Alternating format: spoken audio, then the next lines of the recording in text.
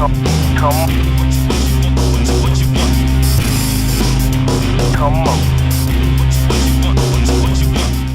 Kramer lectured in psychology at Queen's University Belfast for over 30 years and has played an active role in applied sport and exercise psychology throughout that time.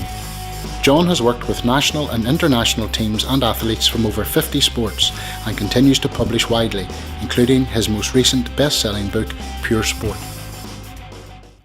So far, the focus has deliberately been about building your positive mental resources for the challenge ahead.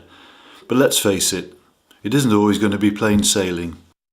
Even the best laid plans can go awry, either during training or maybe during the marathon itself. And on these occasions, there'll be a need to have the mental resources to deal with setbacks as well. Before we look at these, please don't imagine that those who succeed are necessarily those who have superhuman powers that they can draw on in times of need. Even the most talented athletes will tell you that what made them good were not the times when things went well, but their setbacks and how they came through those hard times, stronger and better able to deal with adversity. A lot of what we've covered so far is about building confidence to a point where you feel that you've prepared well and are on the right track. But it makes sense to include in your preparation those contingencies for when things maybe aren't quite as good as they could be. Let's begin by reviewing your goal setting. Looking back at the third clip in the series, this was designed to help you feel good and self-motivated. But it could be that by now, maybe you've come to realise that your expectations or targets were perhaps too ambitious. It could be that you simply didn't have the time or the resources to devote to your training. Or maybe an injury came along and things started to slip. Don't worry, and certainly don't fall into the trap of completely abandoning ship at this stage. As they say, stuff happens.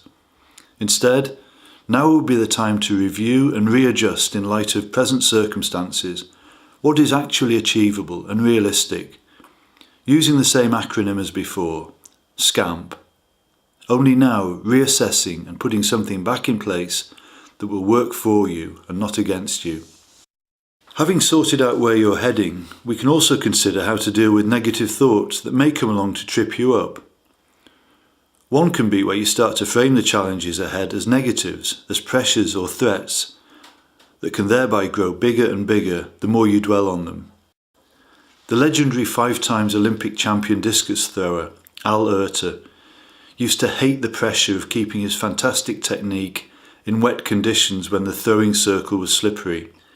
He hated that pressure, but managed to turn it round by accepting and loving the challenge of coming to terms with maintaining his technique whatever the conditions. In the process, often deliberately soaking the circle with a bucket of water before training. He loved the challenge and he thereby banished the threat. With this example in mind, now try this simple exercise. Bring to mind one part of your running or your training that you really find difficult to cope with. Complete this sentence with a pet hate. I hate the pressure of. Maybe running into a headwind, maybe being overtaken, even shutting out negative thoughts.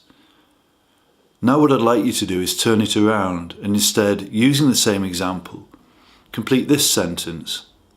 I love the challenge of. Could be something like keeping your rhythm whatever the conditions. In short, learn to use self-talk to inspire you and not to conspire against you. In this way, the negatives can usually be turned round to the positives, and the language or self-talk you use to think about and discuss your running can then play a huge part in keeping the experience positive. The next time you hear yourself talking yourself into a dark hole, just stop and ask yourself, why would you? Thought stopping isn't difficult, but you've got to want to do it. Let's face it, if you really want to hurt yourself, there are lots of better ways of doing that than running a marathon.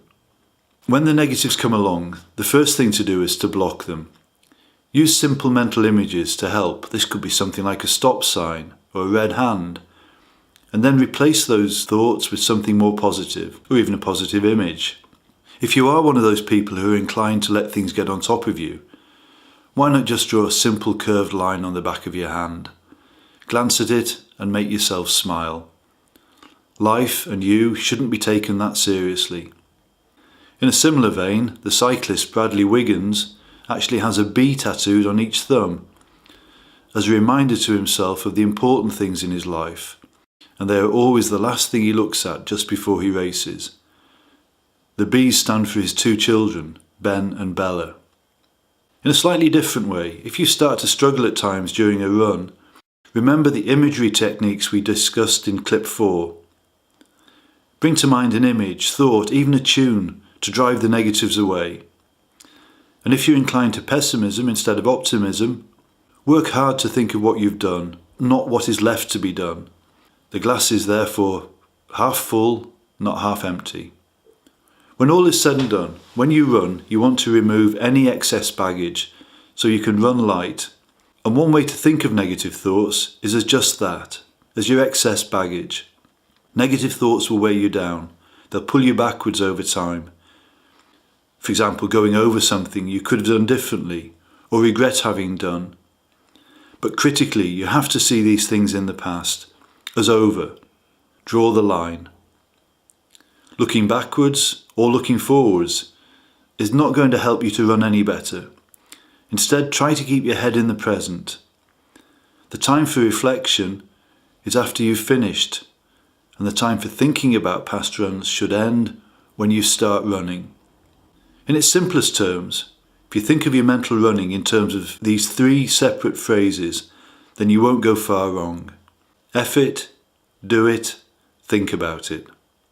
In other words, the head you need on the start line is to accept that all the build-up and training is now over, so all you're now going to do is to give it a good rattle. In other words, F it. When you're running, there's no point in dwelling on the past. Keep it fresh, keep it in the here and now. In other words, just do it. And afterwards, then you have all the time in the world to sit and reflect on what went well, and maybe what you'd want to improve the next time around. In other words, that's when you think about it. Keep these 3 separate and the rest becomes as easy as putting one foot in front of the other. But never get them out of step, or that's when you'll trip over.